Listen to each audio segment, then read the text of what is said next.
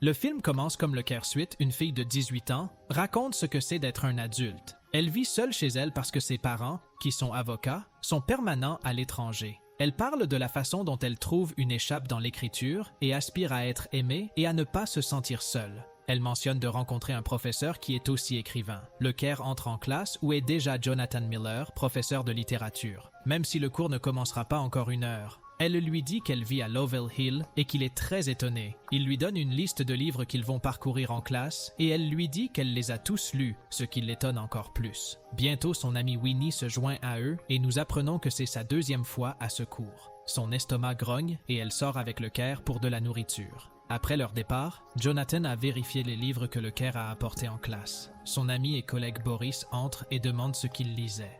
Le livre que Jonathan tenait est une fiction érotique et Boris l'a pris avant de le lire à haute voix. Jonathan prend le livre et va manger les biscuits que Boris a fait. Boris trouve le livre de Jonathan du Care et lui dit qu'elle est aussi la seule à l'avoir vérifié. De leur maison, Béatrice est enterrée dans son travail alors que Jonathan essaie d'attirer son attention. Il lui parle du Care et du genre de livre qu'elle lit. Il lui fait savoir aussi qu'elle a vérifié son livre dans la bibliothèque, mais Béatrice se moque de lui. Elle reçoit un appel d'Amy et Jonathan part pour ouvrir de la musique alors qu'elle est en colère au téléphone. Ils partagent un verre alors que Jonathan commence à réciter des lignes d'un livre appelé Sous les toits de Paris alors qu'il l'embrasse. Quand ils ont commencé à danser et à s'amourer, le téléphone de Béatrice a sonné et elle a dû partir. Boris se plaint d'avoir passé un week-end terrible. Alors que lui et Jonathan sont assis sur le terrain, il regarde vers les bois et Boris lui dit qu'il y avait des fantômes là-dedans et que la plante se nourrit de l'âme des morts. Le Care sort de la bois et les salue. Il n'arrêtait pas de lui poser des questions et Boris lui a offert des biscuits avant de partir en se moquant de Jonathan. Jonathan lui a demandé si elle n'avait pas peur de marcher seule dans les bois, mais elle lui a dit qu'elle était la chose la plus effrayante là-dedans. Lorsque Boris entre dans le couloir, Winnie l'arrête et commence à le taquiner. Il s'arrête et lui parle alors qu'elle lui dit qu'elle veut être dans sa classe et qu'il peut la tuer. Cairo les regarde parler d'un coin. Winnie lui dit qu'elle séduit Boris et demande si elle est jaloux dans une voix de chant. Winnie et Cairo sont dans la maison du Cairo pendant qu'elle fume. Winnie demande où ses parents pourraient être à ce moment-là. Et Cairo lui dit même si elle ne sait pas combien de temps ils seront là-bas. Winnie demande au Cairo de la laisser habiller, disant qu'elle peut être à la fois intelligente et chaude. Le Care a raison pour entrer dans Yale et elle ne pouvait pas répondre à une question qui pose quelle est sa plus grande réalisation. Quand il essaie de l'aider mais il ne trouve pas la bonne réponse, elle lui dit enfin de faire une expérience de quelque chose à propos de laquelle il valait la peine d'écrire. Le Care lui demande si elle va vraiment dormir avec Boris et quand il lui dit qu'elle veut un homme plus âgé pour le faire car ce sera sa première fois. Quand il dit au Care que Jonathan la regarde différemment de tous les autres étudiants, mais le Care a dit qu'elle ne pouvait pas y croire. En classe, le Care regarda Jonathan, il lui demande ensuite de le voir après l'école. Boris est dans la classe de Jonathan et demande à Béatrice et au livre qu'elle écrit. Il est invité à dîner et Jonathan lui dit de se doucher avant de venir. Après que Boris quitte sa classe, Jonathan ouvre la musique et commence à danser. Il trouve le Care rire quand il se retourne. Ils s'asseoirent près du canapé et Jonathan lui demande si elle est allée aux séances de roulement chez Sally Bunny's, un salon de poésie dans un village victorien, et lui dit de partir le week-end prochain. La raison pour laquelle il voulait la voir était à cause de l'histoire qu'elle a écrite sur une araignée réticente. Puis il a récité quelques lignes de l'histoire avant qu'il continue à parler de l'araignée. Il lui dit alors qu'elle est talentueuse et lui offre un départ sauté au mi-semestre. Il lui a confié d'écrire un nouveau style de son auteur préféré. Il a dit que cela pourrait aider son portefeuille pour Yale. Le Care dit à Jonathan qu'elle a lu son livre et l'a appelé une horreur romantique, grand et tragique. Puis elle cite des lignes de son livre. Il lui dit que c'était la première chose qu'il a écrite et qu'il n'a rien écrit récemment depuis qu'il s'est marié et a commencé à enseigner. Boris, Jonathan et Béatrice sont sortis pour le dîner où Winnie était les serveuses. Béatrice demande pourquoi leur commande n'est pas encore servie et Winnie lui propose un verre. Boris et Winnie se moquent et Winnie s'appelle Jonathan, un enseignant ennuyeux, à laquelle Boris rit. Jonathan dit à Béatrice qu'elle est l'amie de Care avant qu'ils ne discutent d'elle. Béatrice dit à Jonathan qu'il est meilleur à enseigner que d'écrire et que ce n'est pas pour lui. Ils lui disent tous les deux que ce n'est pas parce qu'il ne sait pas écrire, qu'il n'est pas écrivain, c'est parce qu'il a arrêté d'écrire et a choisi d'être enseignant. Jonathan était offensé. Samedi, le Care est allé à l'endroit de poésie que Jonathan a suggéré, espérant le trouver bientôt. Jonathan lui rejoint. Elle demande s'il connaît toutes les personnes là-bas et si ce qu'ils font est comme une thérapie de groupe. Un homme nommé Elliot commence à réciter une pièce tout en écoutant tous. Après la fin de la pièce, Jonathan et Cairo étaient dehors et il lui a demandé si c'était mal. Elle a dit oui en riant. Boris et Jonathan étaient assis à leur place habituelle quand le Cairo leur apporte du café.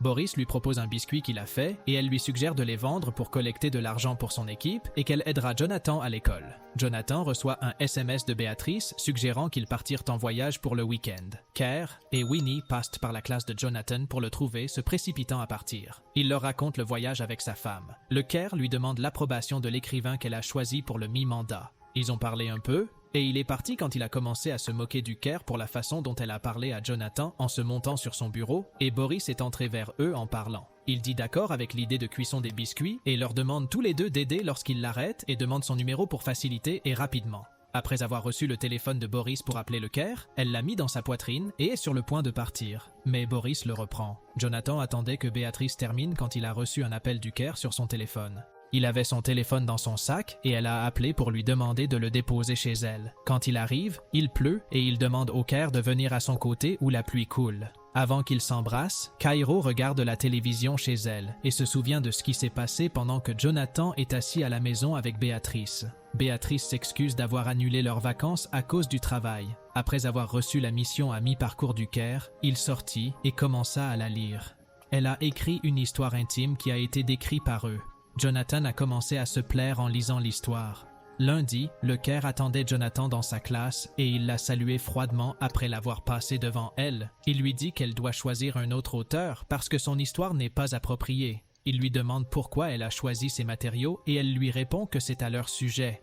Elle essaie de lui expliquer que l'histoire est appropriée sous différents aspects, mais il lui dit d'écrire une nouvelle histoire avec un nouvel auteur. Le Kerr lui dit d'arrêter de lui parler comme un étranger et de lui dire ce qu'il veut dire. Alors il lui dit de le réécrire, et si elle ne le fait pas, il devra la faire échouer pour le mi-mandat. Il lui dit qu'il se sent stupide et l'appelle enfant. Elle lui dit que son écriture est mauvaise et l'appelle un personne, impuissant et médiocre en pleurant, l'osant à la faire échouer. Le Kerr sort en pensant à un brisage de cœur et le fait appeler un accident de voiture. Le Kerr est rentré chez lui et aboie en pleurant avec Winnie à côté d'elle.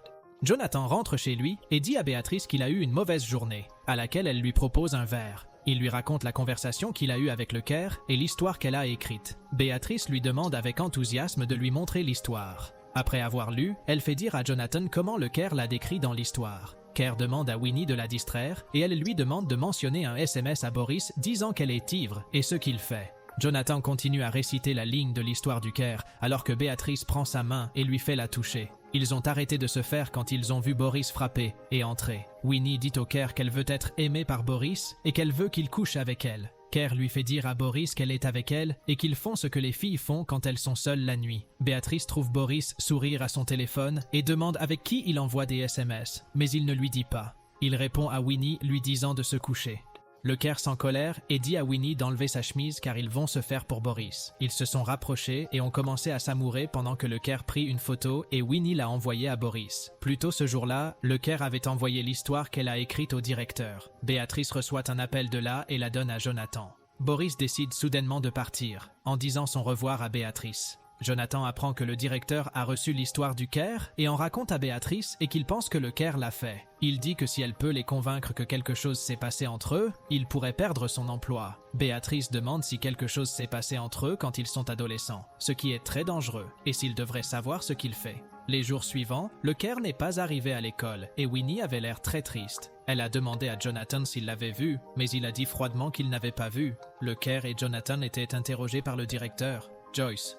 Le Kerr lui dit qu'il lui avait donné la mission à mi-parcours à l'avance et qu'ils se rencontraient avant, pendant et après les cours pour parler de littérature. Elle a dit qu'il était impressionné de savoir qui il était. Jonathan a dit à Joyce que le Kerr était très talentueux et qu'il lui avait donné un mentorat car elle était meilleure que le programme. Jonathan affirme qu'il se connaissait comme approprié pour un élève et un enseignant. Il a mentionné le moment où il est allé chez elle pour lui rendre le téléphone et les vacances que lui et Béatrice devaient aller. Il a dit qu'il ne l'avait pas touchée et que quand elle a envoyé l'histoire, il lui a dit que c'était inapproprié pour l'école. Il a réalisé qu'il n'y avait rien qu'il pouvait dire pour défendre sa position. Boris demande à Jonathan s'il est amoureux du Kerr avant de lui dire qu'il ne peut pas identifier la ligne. Et c'est pourquoi il s'est disputé et Boris s'est désordonné. Jonathan avoue à Béatrice qu'il a suspendu, mais bientôt ils se sont battus où cela s'escalade et devient personnel. Jonathan appelle Béatrice alcoolique et elle lui dit qu'il est ennuyeux et c'est pourquoi elle boit. Ce n'était que le début de leur bataille. Winnie va voir le Kerr et demande ce qu'elle fait à Jonathan. Cairo lui dit qu'elle témoigne contre lui devant le conseil scolaire parce qu'il l'a sous-estimée. Winnie lui dit qu'elle témoignera contre elle, mais le Caire la chantage avec les preuves qu'elle a sur elle et Boris Cairo lui dit que c'est sa plus grande réalisation.